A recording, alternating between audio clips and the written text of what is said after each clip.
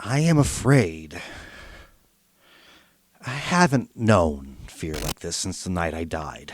Liar. I remember rising from the grave, changed. Not simply basking in the new powers of my immortality, but with a strange presence within me.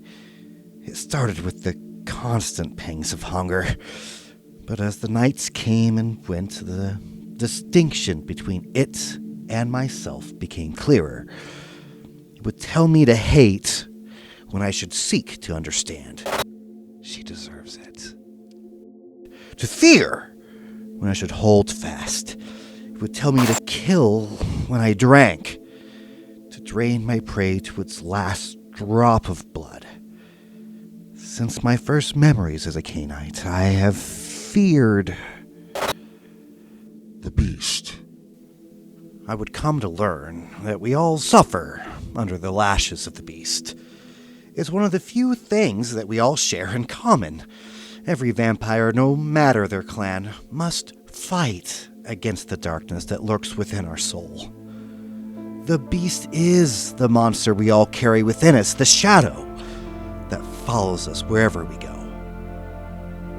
I became obsessed with this condition, seeking to understand it as it sought to destroy me. The beast is a constant presence. At its best, it's an impulse, a desire, an urge to give in to my most self-destructive wants. When it is restless, it can manifest as my own voice in my ear that whispers of blood and violence.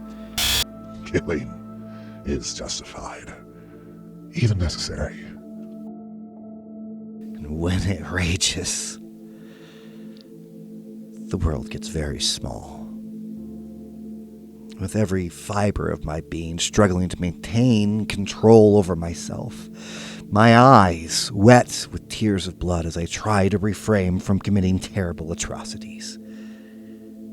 In these moments, the beast may bring me hallucinations, scenes from my past that fill me with sadness or regret, voices of those that I have loved and lost. And that is why I'm so afraid now, Melanthia. As letter after letter I've sent you has gone unanswered. My beast stirs. In recent nights it has mocked me cruelly with visions of you. It tells me that you're dead, torn apart by the Sabbat's Inquisition, and it is my fate to be alone. Your name was the last thing I screamed. I searched the night for signs of hope, but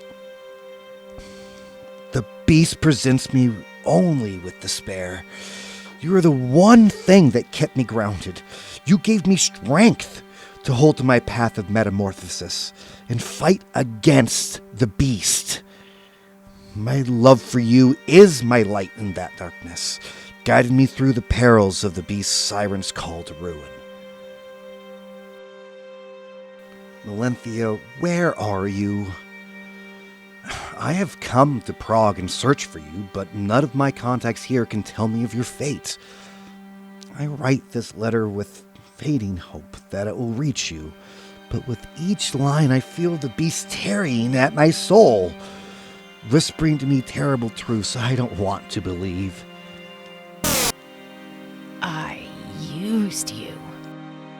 It was you who helped me through so many dark and terrible nights. I cannot imagine a night without you in it.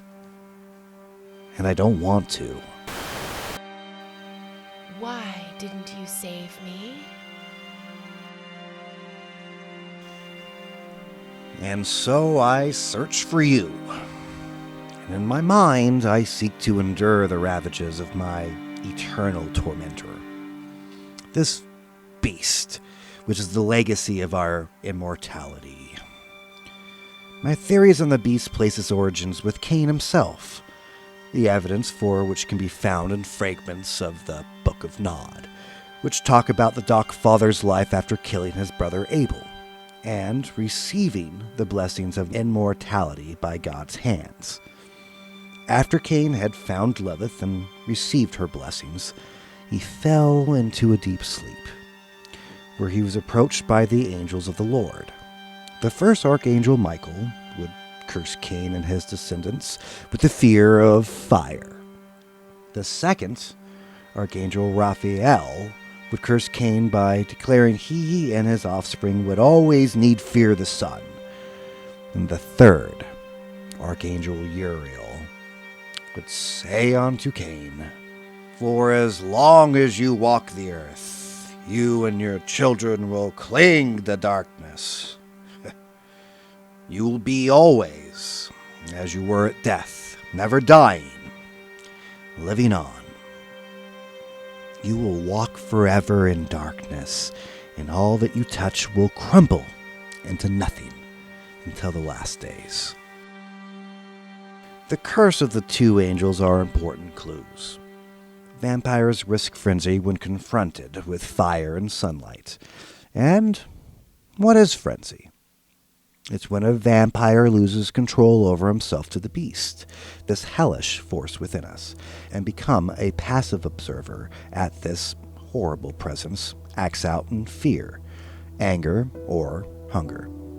A Cainite who falls to frenzy from fear of fire may kill someone standing in the way of their escape, or abandon someone they love without second thought while running from the light of the sun.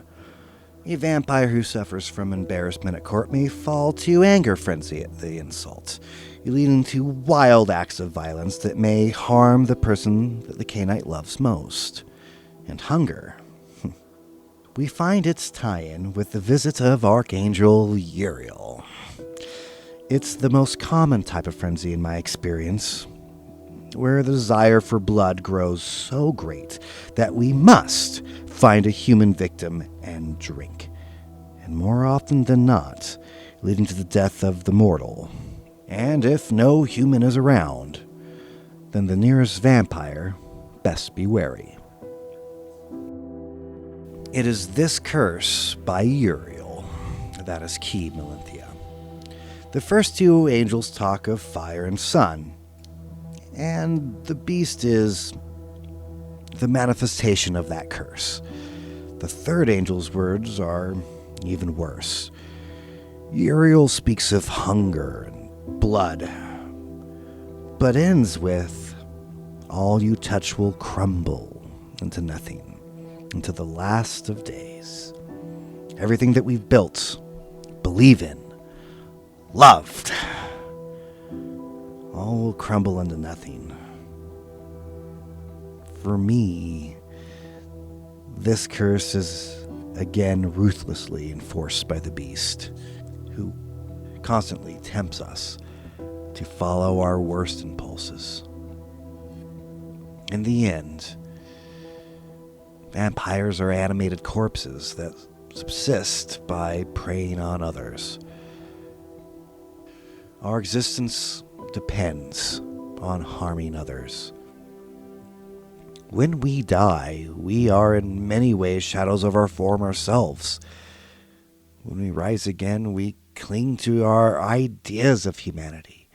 We pretend that we're the same things that we were before our embrace.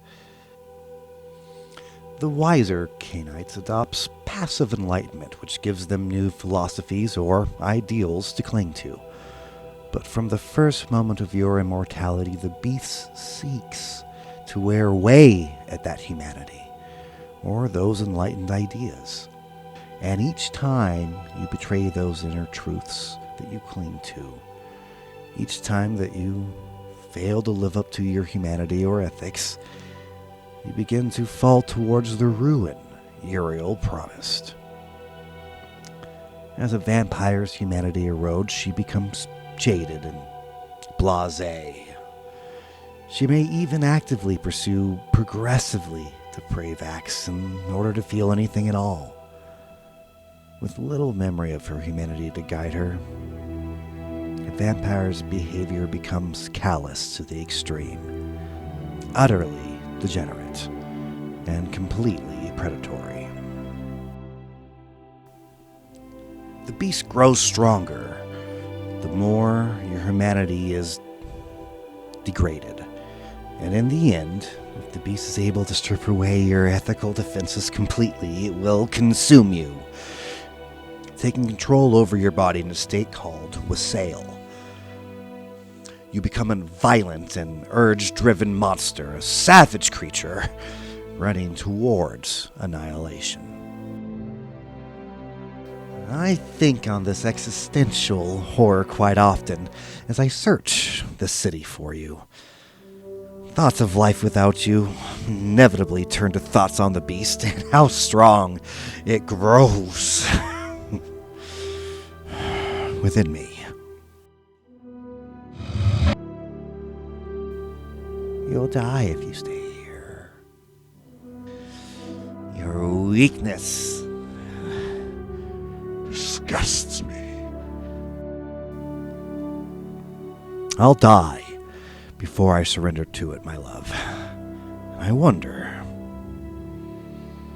if I can't find you in this world, will we meet in the next?